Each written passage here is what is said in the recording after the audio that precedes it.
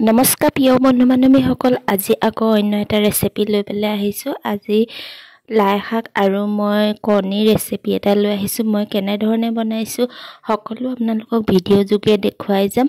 আহকচোন মইনো কেনেধৰণে বনাইছোঁ, কি লৈছোঁ সেইখিনি চাই লওঁ। এইফালে মই কণী লৈ লৈছোঁ আৰু এইফালে লাই শাক লৈ লৈছোঁ। লাই শাককেইডাল বহুত কুমলীয়া হয় আৰু যিহেতু লাই শাক এতিয়া বহুতে ওলায়, এইটো ছিজনত বহুত ভাল লাগে বইল কৰি বা শুকান ভাজি কৰি পেলাই খাই পেলাই বহুতেই ভাল লাগে। মই আজি কণী সৈতে বনাম, সেইকাৰণে ভিডিঅ'টো আপোনালোকৰ আগতো দেখুৱাই দিছোঁ। মইনো কেনেকৈ বনাইছোঁ সকলো আহকচোন চাই লওঁ। মই তাত কি দিছোঁ, কি নাই দিয়া সকলো দেখুৱাই। এইফালে মই কণী লৈ লৈছোঁ।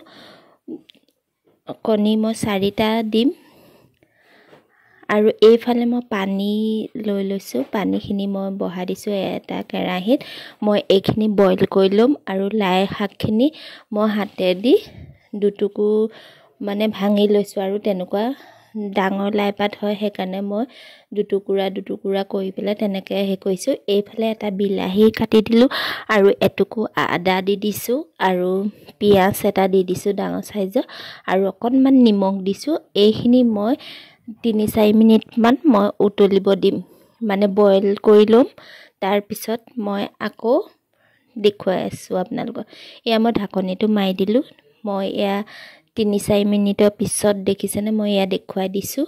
ধুনীয়াকৈ বইল হৈ গৈছে আৰু এইফালে মই শুকান জলকীয়া দুটাও দি দিছোঁ। এইখিনি মই এতিয়া নমাব পৰা হৈ গ'ল। এয়া চাওকচোন, মই কাঢ়ি দিছোঁ এটা বাটিত আৰু এই পানীখিনি মই পেলাই নিদিওঁ। এইখিনি মই যেতিয়া তৰকাৰী বনাম মই তাতে দি দিম। এতিয়া মই মিক্সি জাৰ এটা লৈ লৈছোঁ, মই তাতে এইখিনি মানে ভালকৈ পিহি ল'ম।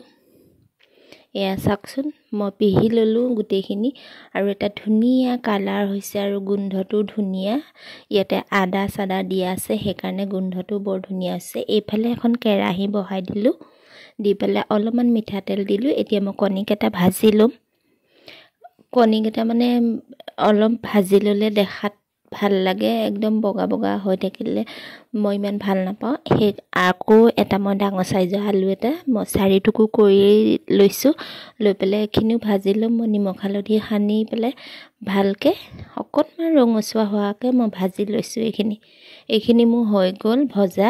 এতিয়া মই কাঢ়ি দিলোঁ। এতিয়া মই একেখন কেৰাহীতে আকৌ মই তেল অকণ দি দিলোঁ আৰু পিঁয়াজ দিলোঁ। মই একদম মছলা বেছি ব্যৱহাৰ নকৰোঁৱে, আপোনালোকে মই আগৰ ভিডিঅ'বিলাকত দেখিছে চাগে। মই বেছি মছলা নিদোঁৱে, জিৰা গুড়া অকণ দিওঁ বা ধনিয়া গুড়া এনেকৈ কৰি পেলাই মই বেছি মছলা দি নবনাওঁ। এইফালে মই পিঁয়াজখিনি ভজা হৈ গ'ল। নিমখ হালধি মই জোখমতে দি দিছোঁ আৰু অকণমান জিৰা গুড়া দি দিছোঁ। দি পেলাই মোৰ এইখিনি ভজা হৈ গ'ল। এতিয়া মই যিখিনি পিহি থৈছিলোঁ সেইখিনি দি দিছোঁ। এনেধৰণে আপোনালোকে যদি বনাই খোৱা নাই খাবচোন, বহুত টেষ্টি হয় খাবলৈ। একদম গৰমে গৰম ভাতৰ লগত বহুত ভাল লাগে খাবলৈ। আৰু এতিয়া মই তাতে অকণমান পানী দি দিছোঁ, নহ'লে বেছি ডাঠ হৈ আছে, সেইকাৰণে অকণমান পানী দি দিছোঁ। মই গ্ৰেভি টাইপৰ বনাম এইখিনি। এতিয়া পানীটো অলপমান উতলি পেলাই কমি যাবলৈ দিম। এতিয়া মই ইয়াতে যিখিনি ভাজি থৈছিলোঁ কণী আৰু আলু, এইখিনিও মই ঢালি দিলোঁ। দি পেলাই এবাৰ লৰাই দিছোঁ। দি পেলাই মই এতিয়া ঢাকনটো মাৰি পেলাই মই আকৌ 5 মিনিটমান উতলিব দিম, তেতিয়া যাতে পানীটো অকণমান কমি যায়, বহুত ডাঠ হৈ আছে।